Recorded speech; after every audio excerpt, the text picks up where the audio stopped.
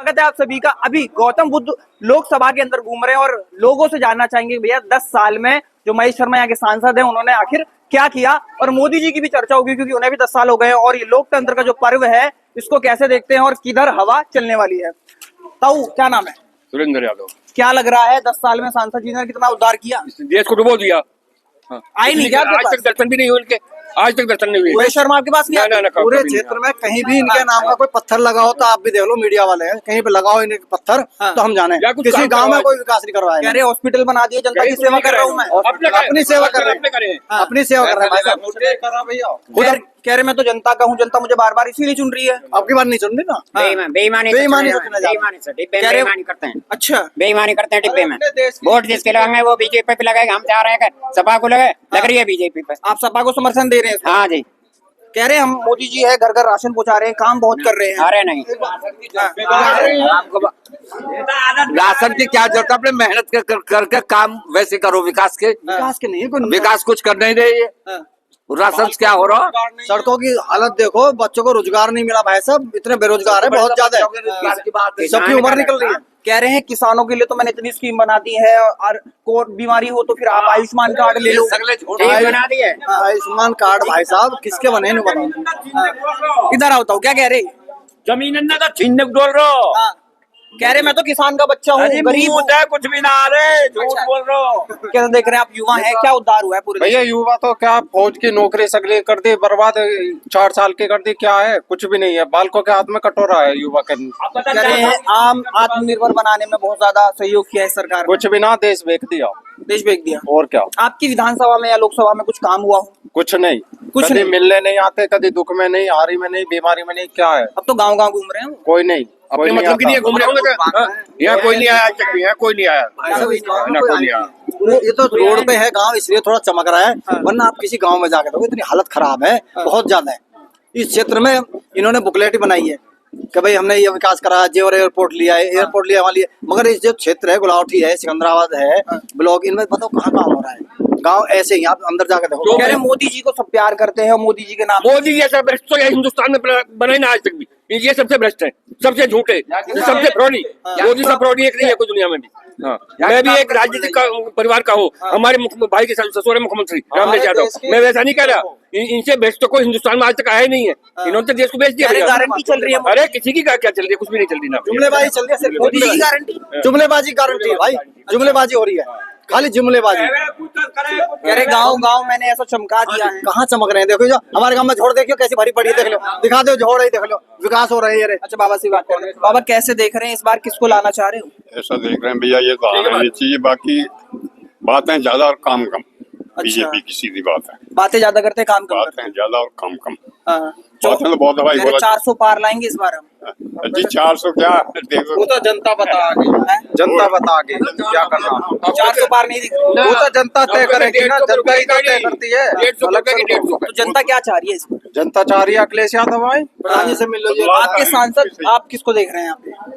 नागर जी को देख रहे हैं, डॉक्टर नागर जी को। भले आशा सीधे आप दोनों डॉक्टर हैं उधर। महेंद्र सिंह नागर को, महेंद्र सिंह नागर को देख रहे हैं। महेंद्र सिंह नागर। महेंद्र सिंह नागर। कैसे चाचा, आपने तो किसान की भी पगड़ी भी दिखा रखी है एक तरीके से। डिग्री थोड़ी है। मेरी बात सुनो, जो आप बता रहे हो दोनों डॉक्टर हैं, एक फर्जी है, एक असली है। असली महेंद्र नागर है, वो फर्जी डॉक्टर है। और वो ज्यादा शर्मा जी कहने पर कास्ट है, जो झांकी है ना बहरोड के, अपनी जात छुपा रहे हैं। इनका बिजनेस है, बिजनेस वाला कभी सफल ना करे देश में। बिजनेसमैन जब भी राजा बनेगा देश डूबेगा। वो तो ये कह रहे हैं मैंने हॉस्पिटल बनाया जनता की सेवा के लिए। किसकी सेवा करी है? जो गया वही काट दिया। अच्छा, अगर कोई नॉर्मल ऑपरेशन भी करवाए, सर्जरी भी करवा लो तो 50,000 सर्जरी डाली, और ना ही क्षेत्र में लिया।